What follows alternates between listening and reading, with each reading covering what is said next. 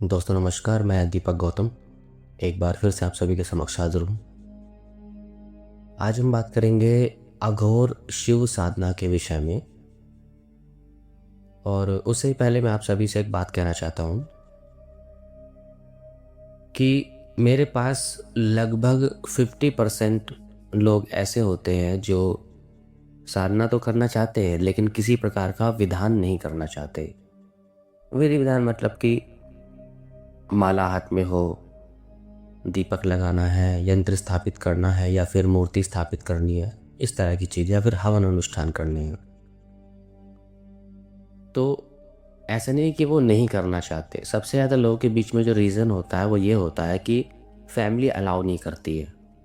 Family में अगर ऐसे करने लगते हैं तो फैमिली वाले करने नहीं देते हैं।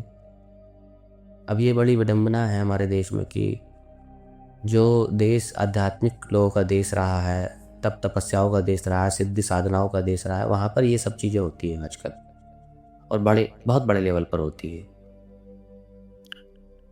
पता नहीं किस प्रकार का डर सताने लगता है, किसको सताने लगता है कि कोई मंत्र जाप कर लेगा, सब कुछ कर लेगा तो पता नहीं क्या हो जाएगा। खैर, क्या कर सकते हैं। लेकिन लेकिन इसका सलूशन जो मैं आज से यहीं से दे रहा हूँ। अब मैं जितनी भी साधनाएं लाऊंगा, ठीक है, उन सब साधनाओं में कोई भी विधि विधान नहीं होगा। कोई भी विधि विधान, न माला पकड़नी है, न दीपक लगाना है, न जोत जलानी है, न कुछ और करना है। जो करना चाहते कर सकते हैं, थोड़ा बेहतर होगा। नहीं करना चाहते तब भी काम करेगा, ठीक है। क्योंकि होता है ना कि कई बार कि आप करोगे तो घर में फिर कुछ ना कुछ बातें, कुछ ना कुछ चीज़ें ऐसे होने लगती। तो बिल्कुल मत करो, कोई ज़रूरत नहीं है करने की, ठीक है। अब मेडिटेशन के लिए, अगर शांत बैठने के लिए किसी प्रकार से, तो वो फिर फैमिली में नहीं रोकते, उनको ज़्यादा अनसिक्योरिटी नहीं होती है। लेकिन हालांकि अनसिक्योरिटी होती ही क्यों है ये भी पता नहीं है, बट फिर भी नहीं होगी कि हाँ बोल दो चलो मैं मेडिटेशन कर रहा हूँ, ध्यान कर रहा हूँ, नाम जप कर रहा हूँ, आजकल बहुत चल रहा है, ठीक है। बाकी अंदर कुछ भी करते रहो, कोई ज़रूरत नहीं किसी को बताने की। तो मैं आज से सारे विधि विधान स्किप कर रहा हूँ। अब आप ये सोचेंगे कि आप कौन होते हैं विधि विधान को स्किप करने वाले। बिल्कुल मैं कर सकता हूँ, किसी का मुझे पता नहीं, मैं कर सकता हूँ। क्योंकि मैंने इतनी साधनाएं, इतने जाप, इतने मानसिक जाप, इतने ध्यान, इतने मेडिटेशन, इतनी चीज़ें की हैं कि मैं एनर्जी को मैनिपुलेट कर सकता हूँ कैसे भी, ठीक है। और यही खूबसूरती होती है एनर्जी मैनिपुलेशन की, कि उसको आप मैनिपुलेट कर सकते हो अपने संकल्पों से, अपने सिद्धांतों से, ठीक है। और यहाँ पर काफ़ी लोगों के साथ ये भी प्रॉब्लम होती है कि वो साधना करें तो उतना जाप नहीं पहुँच पाता। ये भी समस्या खत्म। 5 मिनट जाप कीजिए, उसके बाद बस बैठे रहिए, जाप मत करो।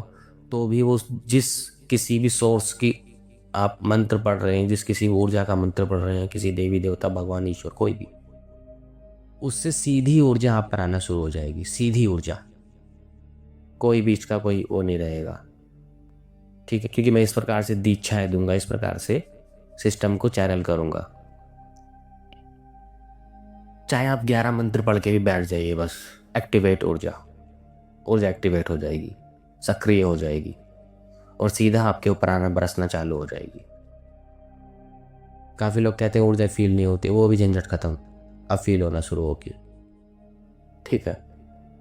तो कारण मेरे इस सब चीज़ का कारण यही है क्योंकि फैमिली अलाउ ना करना, बहुत सारी चीज़ें हैं। और अब कहीं ना कहीं वक्त है एक मॉडिफाई होने का चीज़ों को। तो जो नहीं कर सकता नहीं कर सकता, मैं तो कर रहा हूँ, मेरे पास तो मैं तो कर सकता हूँ, इसलिए मैं कर रहा हूँ। और मैं दावा कर रहा हूँ कि हाँ मैं कर रहा हूँ, और जो करेगा वो उस चीज़ को देखेगा भी, ठीक है। तो यहाँ पर यही रहेगा कि आप 11-21 मंत्र पढ़ो या फिर 5 मिनट तक पढ़ते रहो, थोड़ा एकाग्र हो जाओ, ऊर्जा आनी शुरू। क्योंकि हम जितने भी मंत्र साधना करते हैं, जितने भी विधि विधान करते हैं, सबका कॉन्सेप्ट यही होता है कि आप उस सोर्स से ऊर्जाएं ले रहे हैं, उस सोर्स से आशीर्वाद। या मान लीजिए आप हनुमान जी साधना कर रहे हैं, तो हनुमान जी से क्या ले रहे हैं? उनका आशीर्वाद, उनकी ऊर्जाएं, उनकी ब्लेसिंग्स, ताकि उनकी ऊर्जाएं आपके ऑरा में एक लेयर बना सके, समाहित हो सके आपके चक्रों में, ताकि उससे संबंधित बेनिफिट्स, जो चीज़ें हैं, आपको प्राप्त होना शुरू हो, या फिर वो मैनिपुलेशन आपको आने लगे, बहुत सारी चीज़ें होती है, ठीक है। तो खैर यहाँ पर मैं ये चीज़ें स्किप कर देता हूँ, और अब जितनी भी साधनाएं मैं दूंगा सबको रिपीट करने वाला हूँ, सारी वीडियोस को रिपीट करने वाला हूँ नए सिरे से, ठीक है। और जो कुछ नई नई चीज़ें, जो नई नई मोडालिटीज़ में देने वाला हूँ वो अलग है, ठीक है। और किसी में भी बिल्कुल विधि विधान नहीं है, जो करना चाहता है कर सकता है, करने में प्रॉब्लम नहीं है, करना थोड़ा बेहतर ही होगा, लेकिन नहीं करोगे तब भी वो सब होगा। ऊर्जा आएगी, ऊर्जा महसूस होगी, ऊर्जा तुम्हारे ऊर्जापात में चलेगी भी, ठीक है। तो खैर अपने टॉपिक पर आते हैं, अघोर शिव साधना। देखिए, काफ़ी लोग ये भी सोचेंगे कि गृहस्थ व्यक्ति को अघोरी साधना करना वर्जित है, अलाउ नहीं है, ठीक है। लेकिन मैं आपको बता दूं, देखिए, ये कोई अघोरी साधना नहीं है, ये कोई अघोरी साधना नहीं है। अघोरी हो जाने में और भगवान अघोरेश्वर की साधना करने में अंतर होता है, दोनों में अंतर है। अघोरी हो जाना एक गुण है, ठीक है, जो गुणों से अघोरी हो जाता है। जो घोर मतलब डर, अघोर मतलब जो डर से परे है, जो डर से परे हो जाता है वो अघोरी हो जाता है। और डर से परे हो जाता है तो सारी इच्छाएं सब कुछ खत्म होने लगती है और एक स्थिरता आने लगती है जीवन में। क्यों? क्योंकि हर चीज़ को पाने या ना पाने का जो एक आपके जीवन में मकसद होता है, वो सब में एक हिडन रूप से डर काम करता है, डर, ठीक है। वो कभी आप विश्लेषण करना अपने ऊपर तो समझ जाएंगे।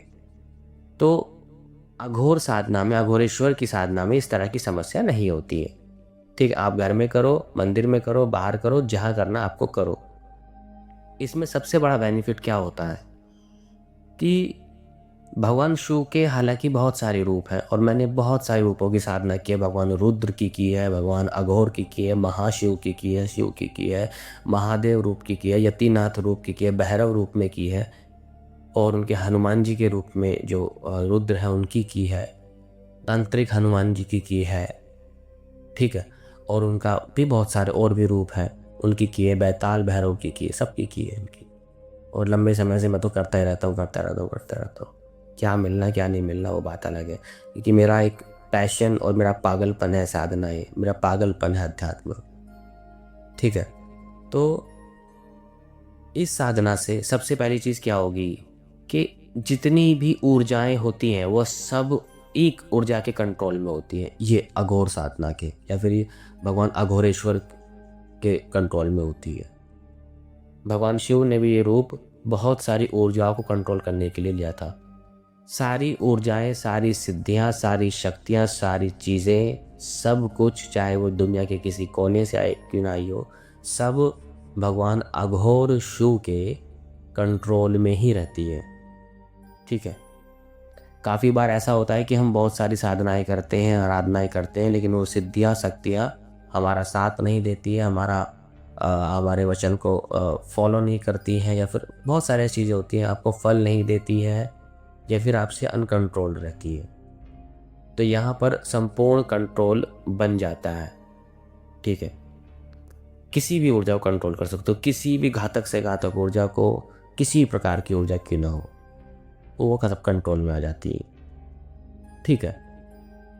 और एक चीज़ कि जीवन में जो सबसे ज़्यादा उथल पुथल होती है मानसिक स्तर पर, किसी भी स्तर पर, वो सब शांत होकर के स्थिर हो जाती है, और साधक का एक नया जन्म होता है अंदर से, ठीक है। हर एक चीज़ अपनी जगह होती है। और जो लोग कहते हैं कि उनको ध्यान नहीं लगता है, तो इस ऊर्जा, जैसे ही भगवान अघोरेश्वर की ऊर्जा आपके ऊपर आती है, बरसने लगती है, तो ऑटोमेटिकली ध्यान लगना शुरू होता है, ऑटोमेटिक। ये एक सबसे बड़ी चीज़ है, क्योंकि भगवान शिव का ये रूप बहुत ही इसको, हालांकि लोग बहुत सोच सकते हैं कि सौम्य कैसे हो सकता है, नहीं, ये बहुत स्थिर रूप है, बहुत ज़्यादा।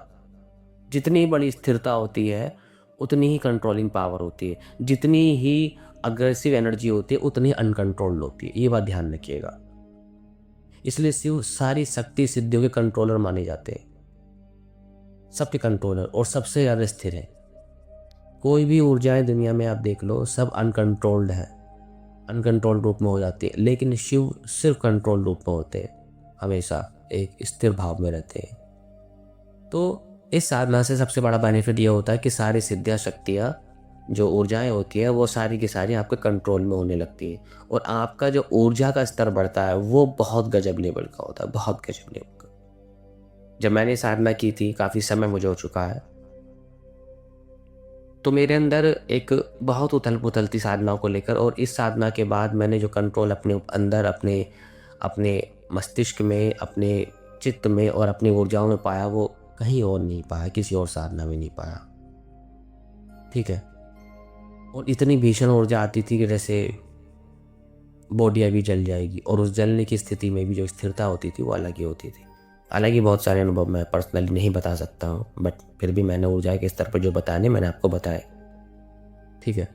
तो इस साधना से ओवरऑल हम सारी चीज़ों को, सारी ऊर्जा को कंट्रोल कर सकते हैं, और ऊर्जा का स्तर बहुत बहुत बहुत बहुत ज़्यादा बढ़ जाता है, और अगर हम उस पर अच्छे से फोकस करते हैं और इस साधना को करते हैं।